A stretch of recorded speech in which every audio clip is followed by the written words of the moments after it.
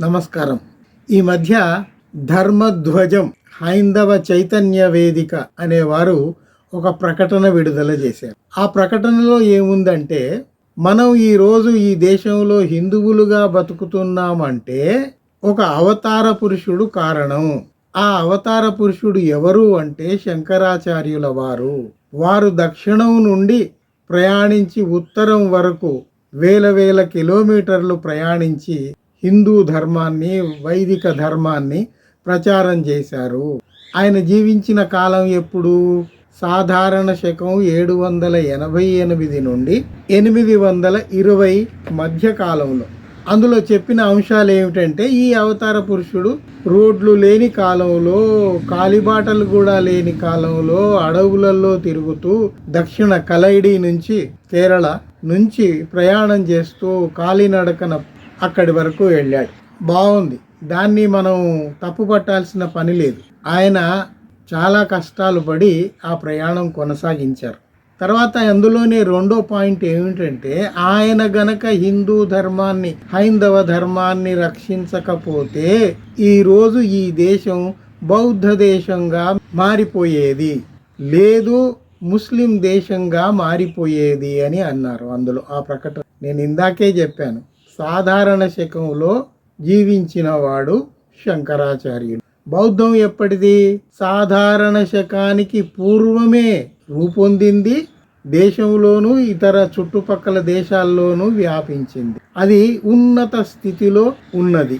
దాన్ని నాశనం చేయటానికి కదా శంకరాచార్యుల వారు తన హైందవ ధర్మాన్ని తీసుకొచ్చారు.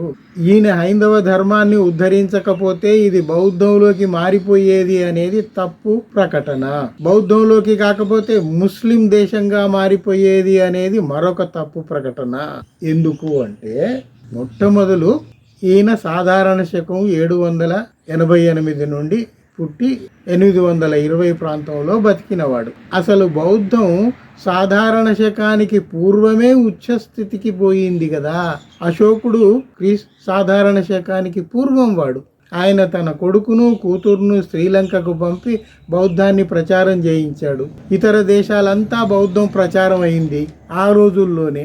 అంత ఉచ్చ దశలో ఉన్న దాన్ని ఈయన నాశనం చేస్తూ వచ్చాడు శంకరాచార్యుల వారు. వీరు పూనుకోకపోతే ఇది బౌద్ధ దేశంగా ఉన్నదాన్ని మార్చాడు అంటే మనం ఒప్పుకుంటాం. ఇది బౌద్ధ దేశంగా విలసిల్లుతున్నప్పుడు మీరు వచ్చి మీ మనుస్మృతిని ఇక్కడ పెట్టి నిచ్చెన మెట్ల సంస్కృతి, కుల సంస్కృతిని ప్రవేశపెట్టి శూద్రులకు విద్య అవసరం లేదు, పై 3 వర్గాలకే సేవలు చేస్తూ బతకండి అని చెప్పినవాడు శంకరాచార్యుడు. ఎక్కడ పుట్టినా, ఎందులో ఏ జాతిలో పుట్టినా కూడా స్త్రీలందరూ శూద్రులే అని చెప్పినవాడు శంకరాచార్యులు. వీళ్లకు చదువు అక్కర్లేదు అని చెప్పినవాడు శంకరాచార్యులు.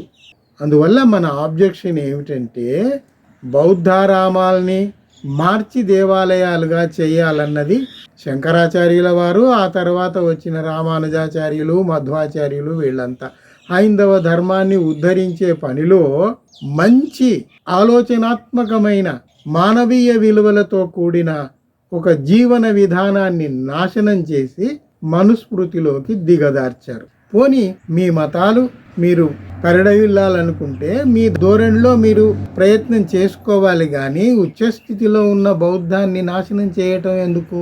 బౌద్ధ శిల్పాలన్నిటినీ మార్చుకున్నారు, బౌద్ధారామాలన్నిటినీ దేవాలయాలుగా మార్చుకున్నారు, బౌద్ధ సాహిత్యాన్ని నాశనం చేశారు.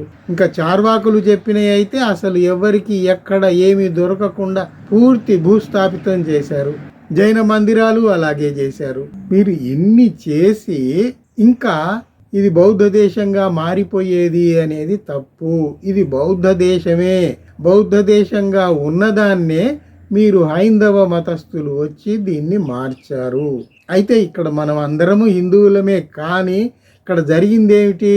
ఒక మంచి జీవన విధానాన్ని దెబ్బతీసి ఒక అవసరం లేని అసమానతలు పెంచే ఒక జీవన విధానాన్ని మీరు ఈ దేశానికి అందించారు నాయన.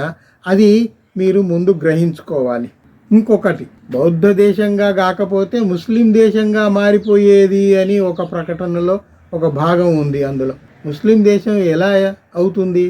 ఇప్పుడు వందల ఏళ్ళు మొఘలులు పాలించినప్పుడు ఇది ముస్లిం దేశం కాలేదు. తర్వాత బ్రిటిష్ వారు అంటే క్రైస్తవులు వచ్చి పాలించినప్పుడు ఇది క్రైస్తవ దేశం కాలేదు. ఇక్కడ బౌద్ధులు, జైనులు, హిందువులు, క్రైస్తవులు, పారసీలు, సిక్కులు అన్ని రకాల వాళ్ళు కలగలిసి ఉన్నారు, కలిసిపోయి ఒక విభిన్నమైన భారతీయ సంస్కృతిని వాళ్ళు రూపొందించుకున్నారు. దాన్ని నాశనం చేయటానికి ఇప్పుడు ఎవడో వచ్చి దీన్ని హిందూ దేశంగా మార్చుదాము. హిందూ దేశం అనేది చరిత్రలో ఎప్పుడు ఎక్కడ లేదు. విశాలమైన భారతదేశాన్ని పరిపాలించింది అశోకుడు, ఆయన బౌద్ధ రాజు. అంతేగాని ఇంత విశాలమైన దేశం మొత్తం పరిపాలించిన హిందూ రాజు ఎవ్వడూ లేడు. చరిత్ర చదువుకుంటే మీకు కొన్ని విషయాలు అవగతమవుతాయి. హిందూ రాజులు లేరా అంటే ఉన్నారు, చిన్న చిన్న స్థావరాలలో ఉన్నారు. విశాలమైన హిందూ దేశాన్ని పాలించిన హిందూ రాజు ఎవ్వరూ లేరు. పాలించిన వాడు అశోకుడు, ఆయన బౌద్ధ రాజు. ఆ తర్వాత పెద్ద పెద్ద రాజ్యాలు పాలించిన కనిష్కుడు లాంటి వాళ్ళందరూ బౌద్ధ రాజులే. ఆ తర్వాత సరే సుల్తానులు వచ్చారు, మొఘల్ సామ్రాజ్యం వచ్చింది, క్రైస్తవులు వచ్చారు. చరిత్రలో పేజీలు పుటలు తిప్పితే ఇవన్నీ మనకు కనిపిస్తాయి.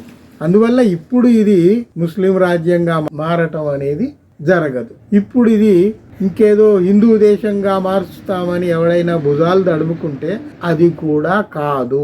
హిందూ దేశానికి ప్రత్యేకమైన కొన్ని లక్షణాలు ఉన్నాయి. ఇక్కడ మత సహనం ఉంది. మొఘలులు పాలించినా వాళ్ళు మత సహనంతో ఈ దేశాన్ని పాలించారు. దేశంలోని బౌద్ధ రామాలన్నిటినీ తవ్వి వాటిని ఆచూకీ కనుక్కొని వాటిని గ్రంథస్థం చేసిన వాడు అలెగ్జాండర్ కన్నింగ్హామ్, బ్రిటిష్ అధికారి. ఆ విషయం తెలుసుకోండి. ఇప్పుడు హైందవము హిందూ అంటారు కదా, మరి హిందూ రాజులు కట్టించిన భవనాలు, శిల్పాలు, నాణాలు, చారిత్రక ఆధారాలు ఎవ్వి ఎక్కడ దొరకటం లేదే. ఇప్పుడు ఎక్కడ తవ్వినా బౌద్ధ శిల్పాలు, బౌద్ధానికి సంబంధించిన ఆనవాళ్లే ఎందుకు దొరుకుతున్నాయి? మీరు బాబ్రీ మసీదును కూలగొడితే ఆర్కియాలజిస్టులు పోయి తవ్వితే అక్కడ దొరికినవన్నీ బౌద్ధానికి సంబంధించినవే. హిందూ దేవాలయాలకు సంబంధించిన ఆనవాళ్లు ఎక్కడ ఎప్పుడు ఇంతవరకు దొరకలేదు. ఎందుకంటే అవి లేవు. లేనివి మీరు పసిగట్టి బయటికి తీయలేరు కదా. విషయం అది. అందువల్ల మనం సరైన ఆలోచనతో, సరైన అవగాహనతో ముందుకు పోవాల్సిన అవసరం ఉంది.